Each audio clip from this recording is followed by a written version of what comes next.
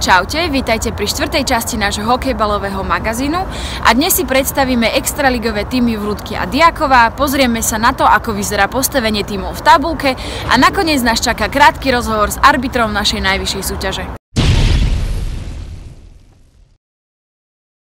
V novembri nám televízia 213 opäť priniesla priame prenosy z duelov hokejbalovej extraligy.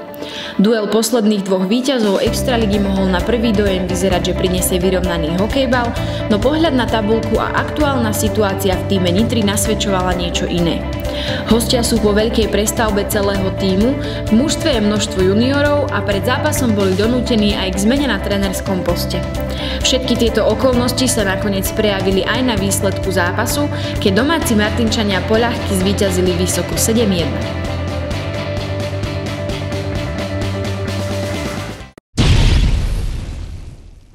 Príjemným prekvapením doterajšieho priebehu súťaže je Celok z Diakovej. Svoju pozíciu chceli potvrdiť aj proti petržalskému Jokeritu. Žolíkom sa zatiaľ vonku moc nedarí a nepriaznivú šnúru chceli pretrhnúť práve v tomto zápase. Priebeh zápasu bol vyrovnaný celý čas a skore sa menilo ako na hojdačke. Viac šťastia mali nakoniec domáci Diakovčania, ktorí sa tešili z výhry v pomere 4-3.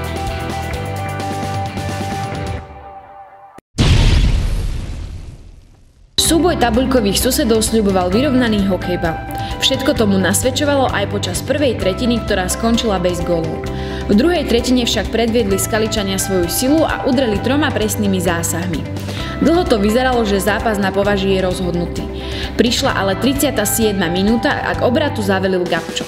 Domáci potrestali Skaličanov za profesorský prístup a v priebehu 8 minút vsietili 5 gólov, keď na konečných 5-3 upravoval pol minúty pred koncom Prášek.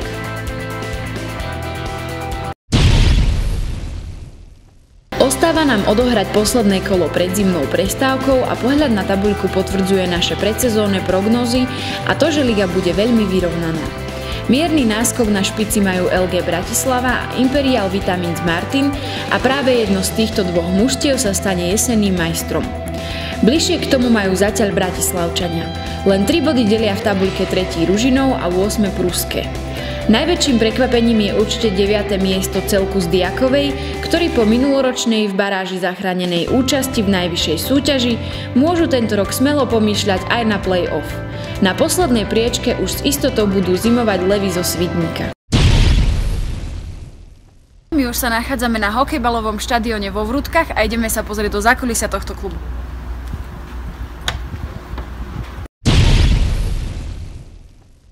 Toto je jeden z majiteľov extraligového týmu Vrútky, Miroslav Daubner, ahoj. Dobrý. A povedz nám prosím ťa niečo o histórii vášho klubu, ako ste začali. V 99. si skupina chlapcov z Vrútok založila klub Kometa Vrútky, čiže ten názov je pôvodný a stále ostáva. V skutočnosti to znamená kolektívna meta, spoločný cieľ, nie hviezdne teleso, ako si každý myslí. A my sme boli vlastne požiadaní sponzorským zabezpečiť dresy, uchádzali sa o mestskú ligu. Náväzne na to hovorím, jeden z činovníkov tej skupinky nás požiadal tréningový proces, lebo sme tu aj skupina licencovaných trénerov. Z trojmesačnej spolupráce nakoniec vznikla táto dlhoročná aktivita a vlastne postavenie toho klubu do týchto úrovní, ako je teraz. Priorita bola tréningový proces, ktorý vlastne nám umožnil po 3-4 rokoch sa uchádzať o extraligu, v ktorej sme dodnes. A samozrejme, že vytvorili sme mládežnícke kluby s masívnym tréningovým procesom, s telocvičňami, s bazénmi a tak ďalej.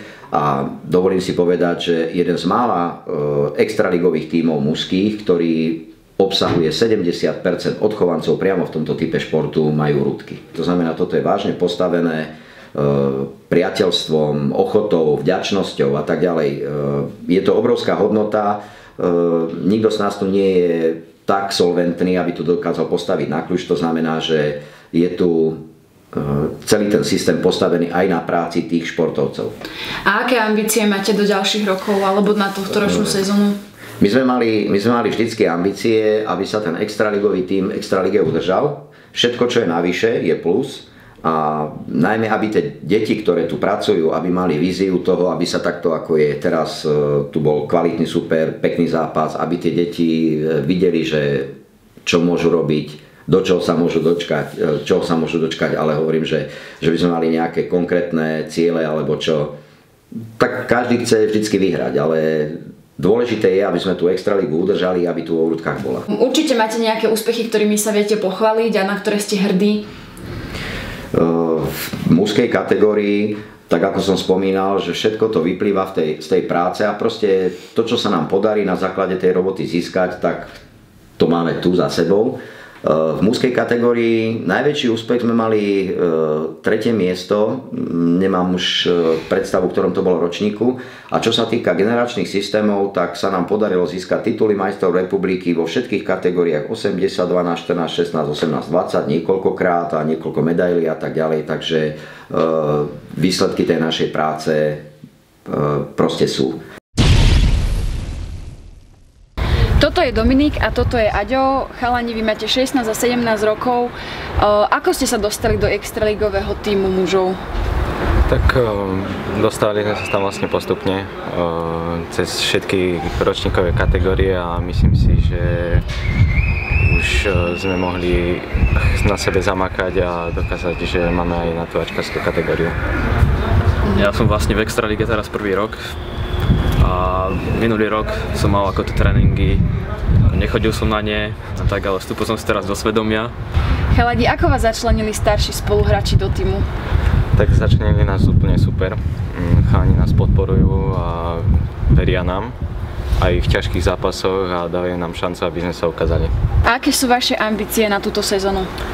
Tak určite postúpiť do play-off z dobrého miesta a v tom play-off to už je lotéria, že kto z koho.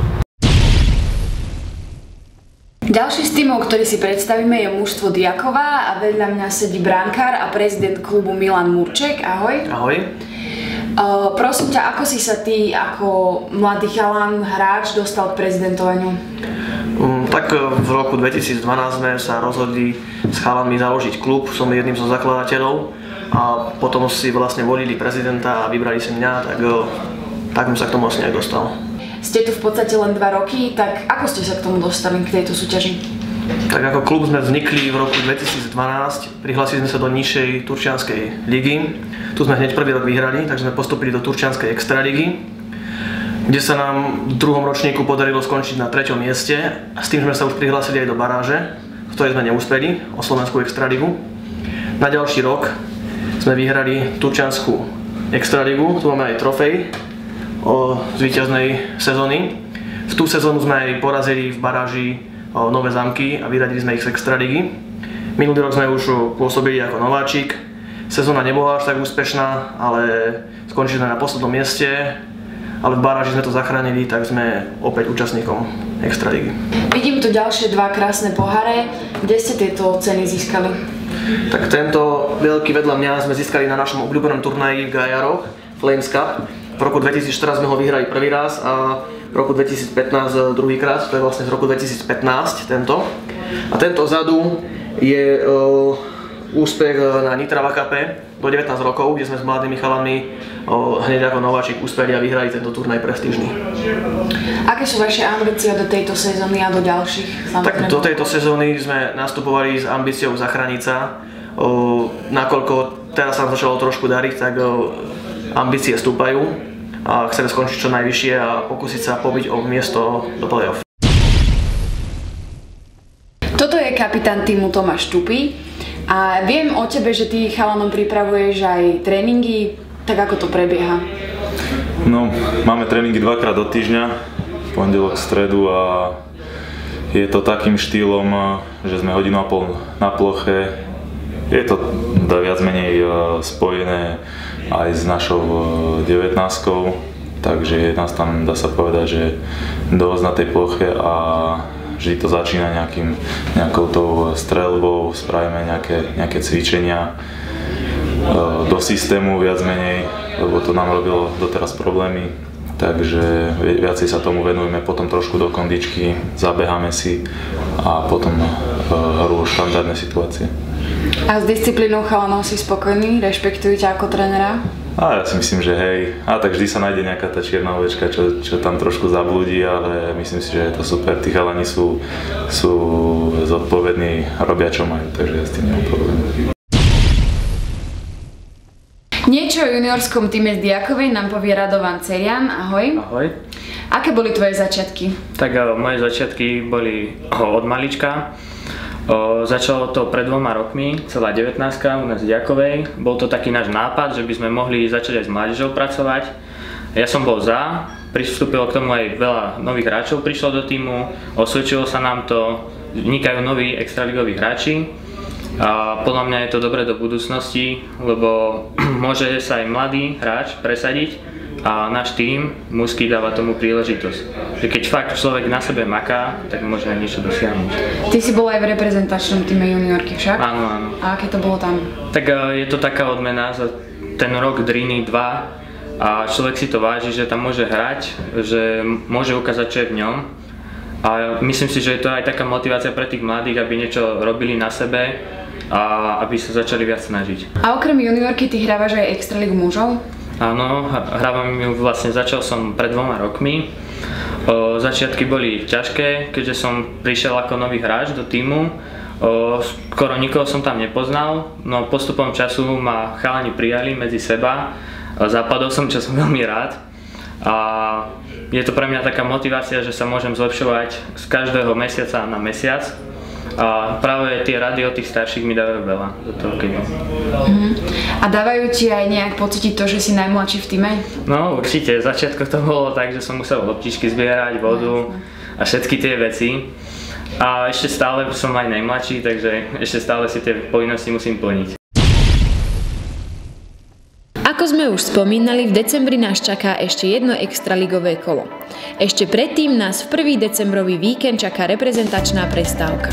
Slovenská reprezentácia si v Gajaroch zmeria sily s výberom Českej republiky. Posledné kolo jesennej časti extraligy s poradovým číslom 15 sa odohrá 2. decembrový víkend a prinesie nám súboj na diaľku o titul jesenného majstra. Potvrdí LG Bratislava rolu favorita a poradí si na domácej pôde s prekvapením súťaže z Diakovej? Na Martin doma čaká posledný svidník. No vieme, že práve takéto zápasy bývajú zradné. Zápas medzi Jokeritom Petržalka a Považskou Bystricou bol po vzájomnej dohode oboch celkov presunutý na február. Zákulisné informácie z kuchyne Petržalčanov hovoria o chystanom prekvapení spojenom práve s týmto duelom. Napínavý zápas nás čaká určite vo Vrútkach. Domáci privítajú húževnatý celok z Kežmarku, na ktorý v tabuľke strácajú len 1 bod. O vyrovnanosti súťaže svedčí aj zaujímavý fakt, že v prípade úspechu domácich v dueli 8. Pruského s 3. Ružinovom budú mať oba celky rovnaký počet bodov.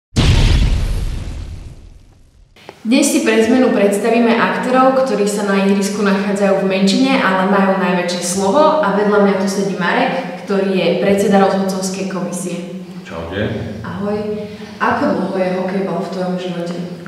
Hokejbal je v mojom živote asi 20 rokov. Keď som hrával hokejbal, jak všetci na sídlisku, jak všetci medzi panelákmi. A potom zo zdravotných dôvodov som prešiel k pískaniu. To ťa vlastne priviedlo aj k tej zmene? Áno, to je tá zmena, že mal problémy s chrbtom, som po operácii platničky. Tak som sa rozhodol, že pri hokejbale chcem ostať naďalej. Ale rozmýšľal som, jak tréner asi nie, to nie. Tak som sa rozhodol, že by som chcel byť rozhodca. My vieme o tebe, že si pískal aj nejaké majstrovstvá sveta.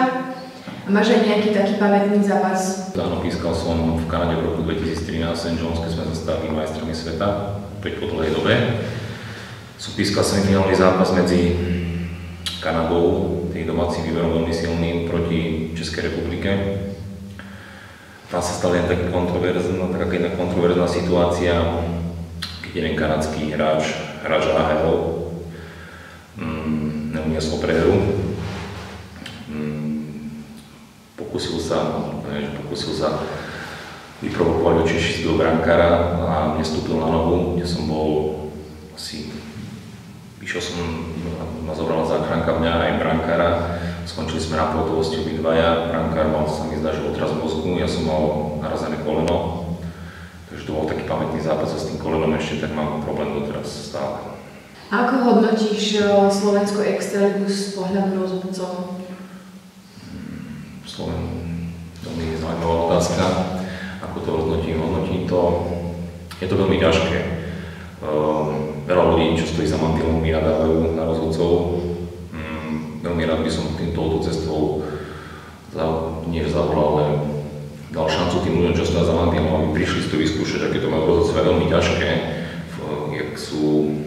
aké vplyvy z jednej, z druhej strany ústiev, fanúšikovia, jak nám nadávajú, vyhražajú sa nás smrťou, len týmto.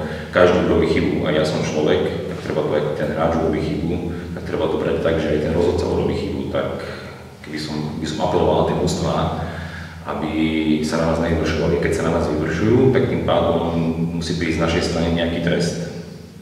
Nehovorím, že keď rozhodca urobí chybu, že je bez viny. Každý rozhodca, ktorý urobí chybu a sú na to adekvátne dôkazy alebo prostriedky, že ten rozhodca urobil chybu, tak je potrestaný. Ďakujeme za to, že nás sledujete a vidíme sa pri ďalšej časti. Ahojte!